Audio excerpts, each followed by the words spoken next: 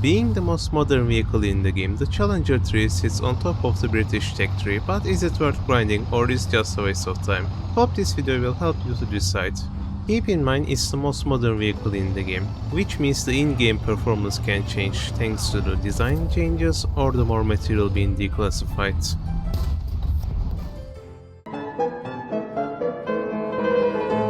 The history of the Challenger 3 can go back as far as 2005 with the Capability and Sustainment program to keep the Challenger 2 tank in service until 2030s, but due to lack of available funds the project was delayed until 2014 and reorganized as the Challenger 2 Life Extension program with the BAE Systems and Rheinmetall sending their prototypes, but later on these two companies were merged as Rheinmetall BAE Systems Land. The current Challenger 3 we have in the game was revealed to the public in 2020 and expected to enter service from 2025 on. As of writing of this video, the Challenger 3 sits at the top of the British tech tree at a battle rating of 11.7. The Challenger 3 costs 410,000 research points and 1,100,000 silver lines to buy, while the cost of the crew training is 310,000 silver lines. The expert qualification costs as much as the tank at 1,100,000 silver lines, while the ace qualification costs 2,300 golden eagles. The talisman costs 3,200 golden eagles. The Challenger 3 has a base RP modifier of 2.56 and an SL modifier of 2. Like many other NATO MBTs, the Challenger 3 has been designed for hull-down positions, which means you have excellent armor on your turret, but less armor on your hull. The important weak spots are the gun breech, the driver's hatch and the lower frontal plate. Like many other tanks, the Challenger 3 side armor is weak and doesn't require for aiming at weak points. Unlike some other top tier modern battle tanks, the Challenger 3 doesn't have a spell-liner under the armor. The Challenger 3 has 3 ammo racks with the main one located in the turret that can contain up to 15 rounds. The tank has 4 crew members with 3 of them sitting in the turret, while the driver sits in the front of the hull. The Challenger 3 also has access to a laser warning receiver, which is going to warn you when a laser rangefinder or a laser guided ATGM is aimed at you. Unlike other Challengers known for their rifle guns and actions, the Challenger 3 has the smoothbore L55.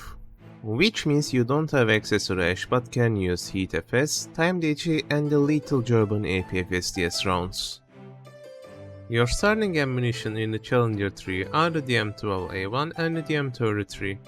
Although they are not the best, they can certainly get the job done until you get the excellent DM53 round, which can be found on the late Leopard tanks. This round can penetrate most tanks from the front reliably. You also have the DM11, which is an HE shell with a time fuse. You can set a timer with your rangefinder and this shell can be used against helicopters and small vehicles hiding behind cover. The stock real time of the Challenger 3 is 7.8 seconds. A fully trained crew can cut it down to 6.9 seconds and an ace crew is going to cut it down to 6 seconds.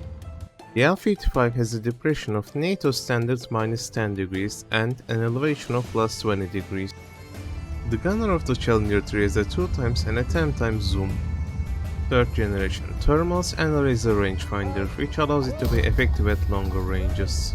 The Challenger 3 also has a commander fire control system, which means in case your gunner is knocked out, the commander can take over and fire the main gun before the crew replacement. The commander of the Challenger 3 has a 3x and a 10x zoom and can fire the main gun with the assistance of the laser rangefinder. As of writing of this video, the Challenger 3's engine has recently been nerfed to 1200 horsepower. Although this engine allows you to reach 60 km per hour on ideal conditions, in more realistic combat terrain you can expect to speed up to 40 to 55 km per hour, while the reverse is 37 km per hour. Keep in mind, thanks to your engine being weak, your acceleration is going to suffer. The Challenger 3 may not be the best at everything, but it isn't one more Challenger 2 you have grinded 3 times at least while getting to this point. So if you are playing Britain and want to taste of some leopards and the fancy smoothbore guns, I think you may like the Challenger 3. But it's not something like you should go and grind it from the Tetrarch. Hello, so this is the outro of the video, and if you are hearing this, you either love the video and watch till the end, or you are playing it the background and too lazy to change, so thank you for watching. Well, this channel allows me to promote my squadron, so if you are looking for a War Thunder squadron, be sure to check the description.